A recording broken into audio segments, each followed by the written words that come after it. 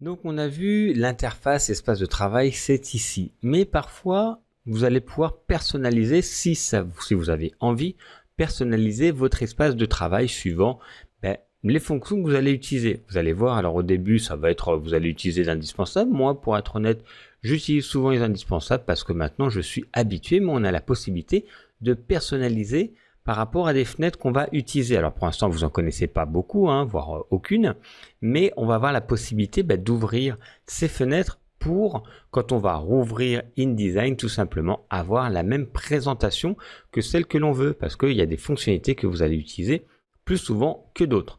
Donc pour ça, mais vous pourrez le faire à la fin, je vais vous montrer maintenant pour vous dire que ça existe, après vous pourrez le faire à la fin, on a la possibilité tout en haut à droite ici, quand on choisit indispensable, de nouvel espace de travail. Alors par exemple, si j'ouvre d'autres fenêtres, parce que je vais utiliser souvent des styles d'objets, donc je vais pouvoir le mettre ici, j'utilise les effets, j'utilise d'autres fonctionnalités ou autres, je vais pouvoir tout simplement aller chercher ici, nouvel espace de travail.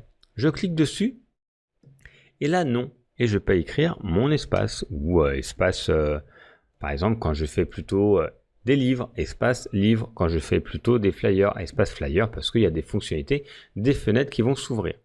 Je vais garder la position, donc ici la position de tous les panneaux et la personnalisation du menu qu'on pourrait changer également. Je fais OK.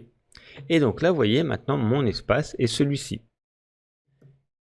Je vais pouvoir, par exemple, maintenant, indispensable. Je reviens sur les indispensables, donc je vais fermer tous les éléments que je ne veux plus. Hop. Et si je reviens tout simplement sur mon espace, je clique sur mon espace, on va voir apparaître automatiquement, vous voyez, ça a rouvert les fenêtres que j'avais fermées, la même disposition des menus, etc. Pour l'instant, vous n'allez pas trop pouvoir le personnaliser parce que vous ne savez pas quoi mettre, mais en tout cas, sachez que ça existe.